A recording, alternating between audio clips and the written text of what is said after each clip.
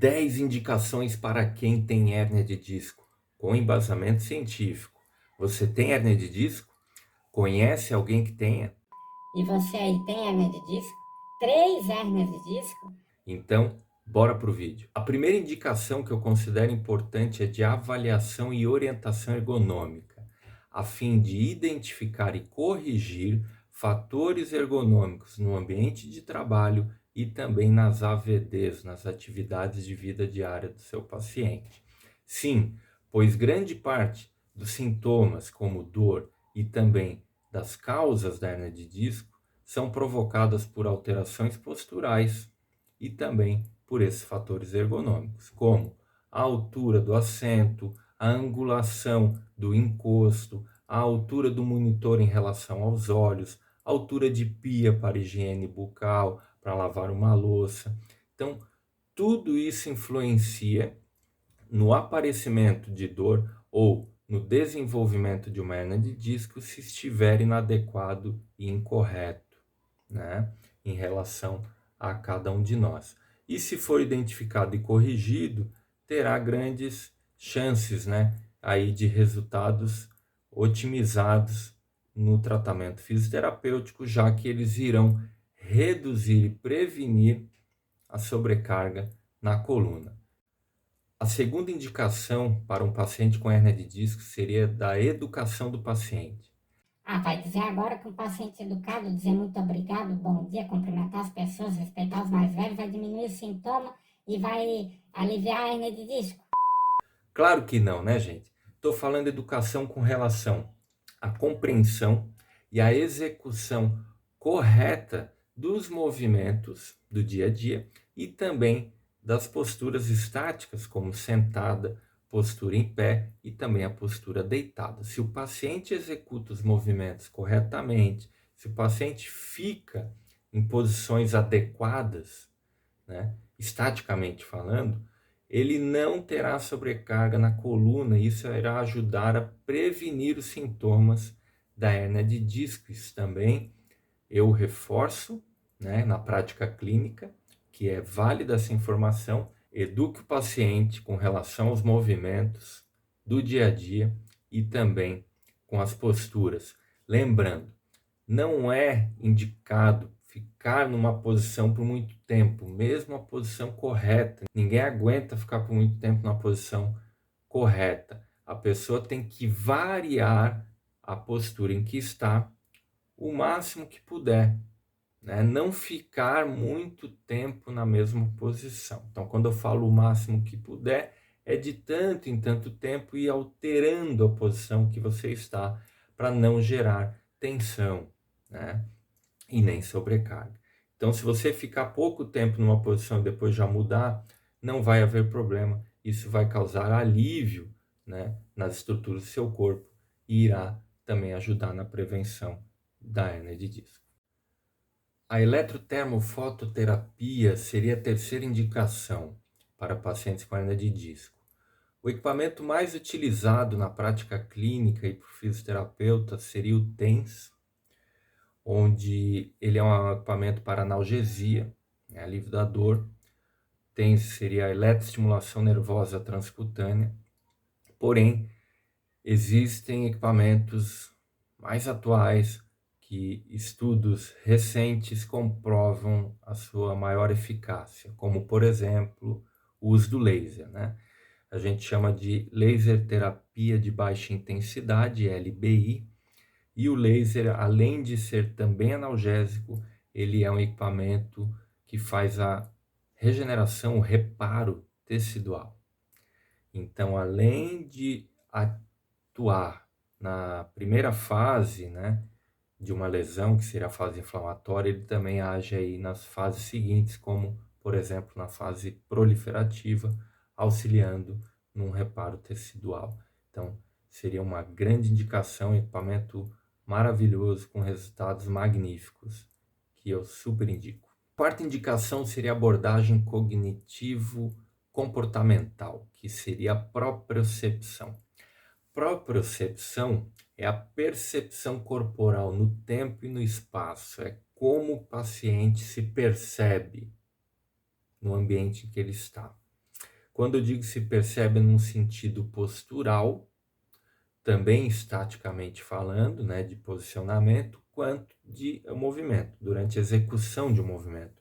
Muitos pacientes apresentam medo, receio de se movimentar, né, até medo de provocador, né, não querem provocador, e também tem pacientes que não têm uma boa coordenação motora, né, tanto pela dor ou pelo desuso, o tempo em que ficou imobilizado.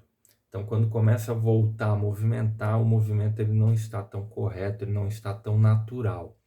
E essa quarta indicação é mais com relação à parte prática, a nós darmos estímulos práticos. Lembram que na segunda indicação a gente falou sobre a educação do paciente com relação à postura e também aos movimentos, o paciente ter noção que ele está numa postura ou realizando movimentos de forma inadequada e corrigir isso, né? Então, isso seriam estímulos mais aí mentais, né?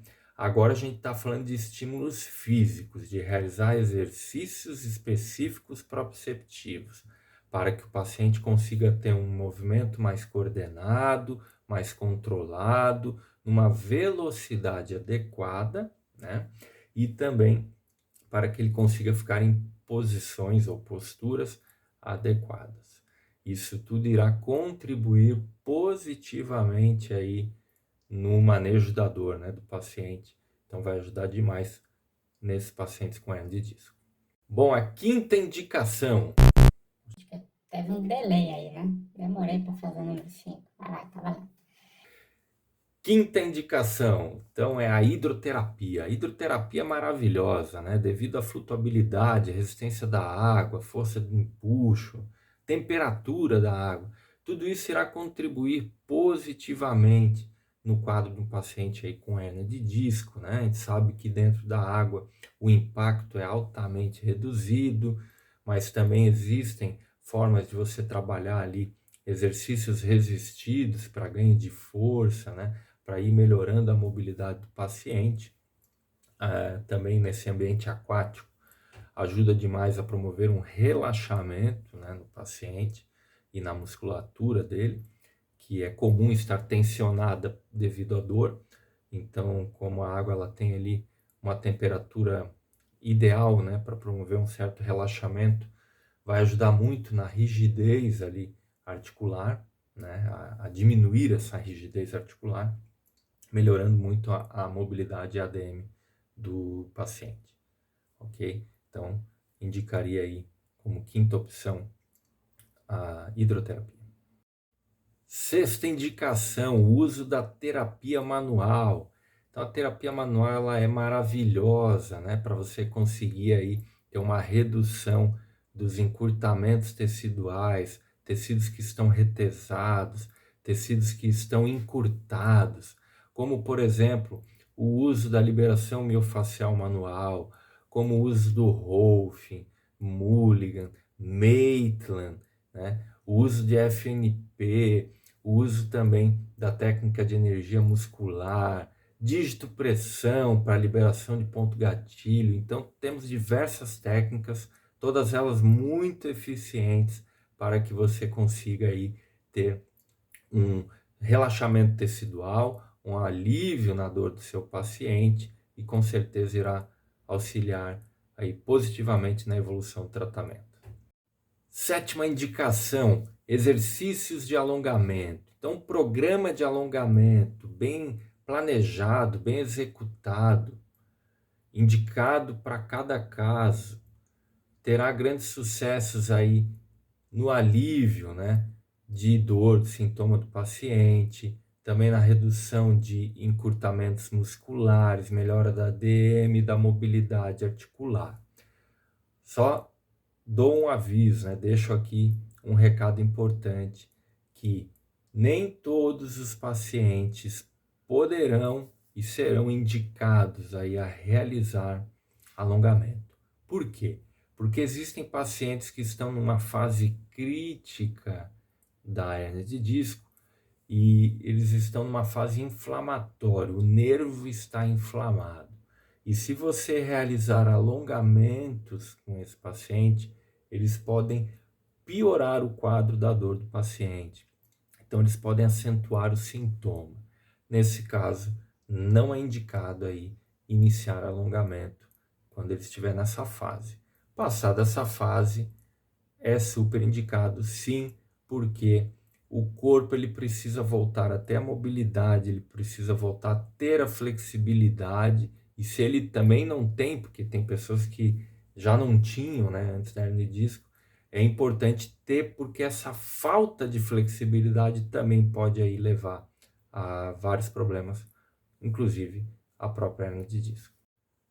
Por isso que os alongamentos foram colocados aí nessa fase, né, de indicação, no caso, sétima indicação, pensando que o paciente já tenha passado pelas 6 anteriores. Então, ele já teve a sua orientação ergonômica, já teve uma educação de movimentos de postura, o paciente já teve uso ali da eletrotermofototerapia, já teve os exercícios proprioceptivos, já teve a hidroterapia e já teve a terapia manual. Então, teoricamente, ele já estará numa fase em que ele poderá realizar aí exercícios de alongamento, sempre de uma forma gradual e sempre sendo indicado cada tipo de alongamento para cada tipo de paciente, ok?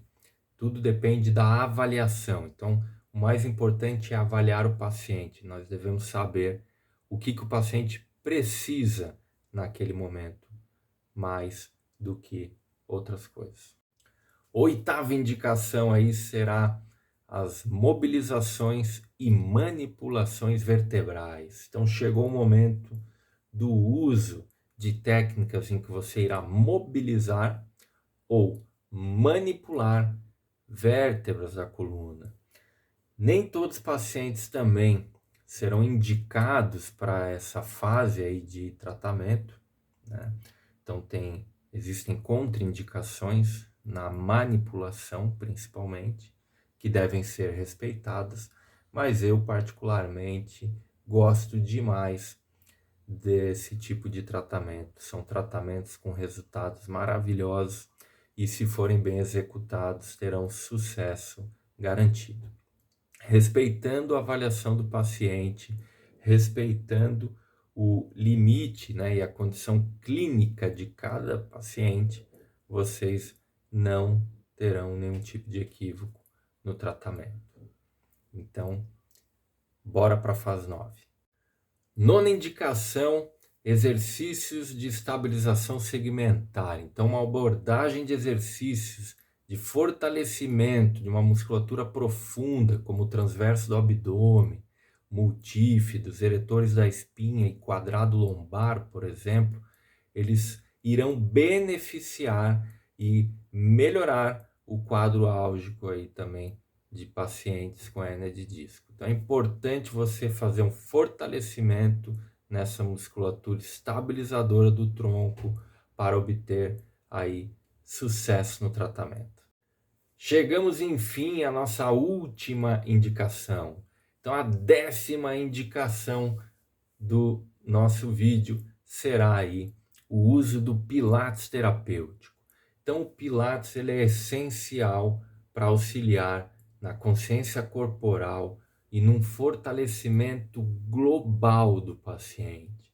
Você irá ativar músculos de membro superior, músculos do tronco, músculos do membro inferior e inclusive a musculatura do assoalho pélvico. Sim, você pode fazer os exercícios de Pilates associados aí a um fortalecimento e uma ativação da musculatura de períneo.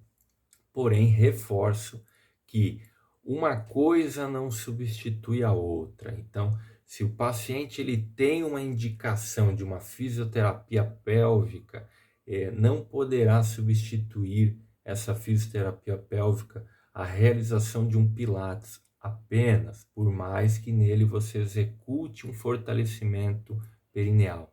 Sim, você deve fazer também um tratamento específico dessa musculatura de assoalho pélvico em conjunto com os exercícios aí de Pilates. Então, lembrem-se que uma abordagem não substitui a outra, elas se somam, elas se complementam. Mas o Pilates terapêutico, sim, ele é essencial, ele é primordial, ele é muito completo por ser uma abordagem global, né? Por ser um tratamento aí personalizado, individualizado. Então, o Pilates ele deve ser executado de uma forma individual e personalizada para ter melhores resultados. Ok? Gostou do vídeo? Então, dá um like, dá uma curtida para ajudar aí a eu continuar produzindo mais vídeos para vocês. Se vocês quiserem que o próximo vídeo eu faça mostrando a parte prática dessas 10 indicações, coloquem aqui no comentário embaixo. Se inscrevam no canal se você não é inscrito ainda. Muito obrigado e até o próximo vídeo. Tchau!